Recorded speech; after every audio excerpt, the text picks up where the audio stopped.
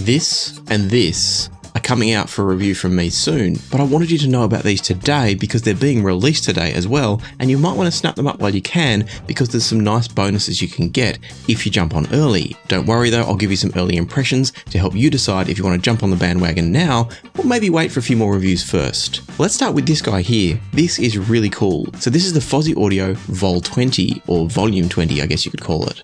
And the idea of this is it's a Bluetooth volume control and skip forwards, back, play, pause type button for any sort of Bluetooth device. In other words, smartphone, tablet, digital audio player perhaps, anything that will accept a Bluetooth control, this is going to work for. At least theoretically, I haven't tried it with everything yet.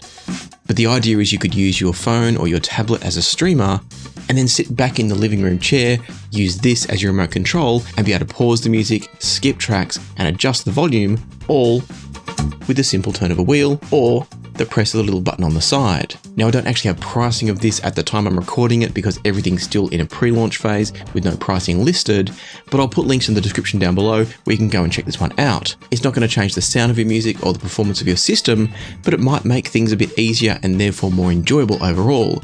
And by the way, if you don't like the rainbow coloured LEDs that's cycling through here, you can turn them off, you can have a fixed colour, and you can choose what colour it is as well. So that's the Fosi Audio VOL20. As I said, if you like the look of it and you want to know more about pricing, check out via the link in the description down below the Kickstarter page for that one. And then that brings us to this, because you might want to have your phone or your tablet set up with the VOL20 and then feed the USB output from your phone or tablet into the back of this guy.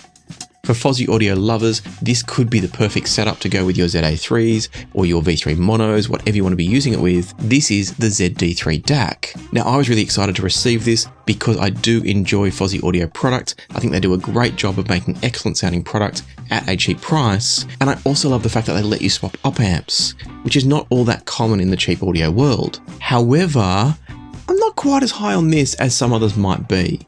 I do like the fact you can swap op amps and it's always going to be an improvement to be able to upgrade them.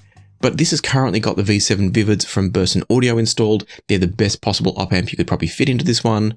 And I don't think it raises its level enough to justify the cost. And so what I'm going to say about this one is I think it's a lovely DAC. It's got a nice display. It's a bit quirky, but I quite like the fact that it is quirky. It's got a great control wheel system up the front. It's got a quick and easy bypass switch on the bottom. I'll talk a bit more about that in the review. I don't entirely love the fact that it's on the bottom for multiple reasons, but it does mean that if you just want to use it as a DAC, it's a simple flick of a switch to disable the volume control, or at least bypass it because the volume control still works. It just doesn't change the volume. You just see the numbers changing on the dial and nothing happens. On the back of the device though, what we see is it's a fully featured device for a relatively cheap cost. Again, being a pre-release unit, I don't know the exact price of this, but I think I saw that it's under $200 US. Again, links in the description down below. You can go and check it out for yourself. But the key thing here is it's a fully featured DAC. We've got XLRs, RCAs, it's fully balanced as far as I understand.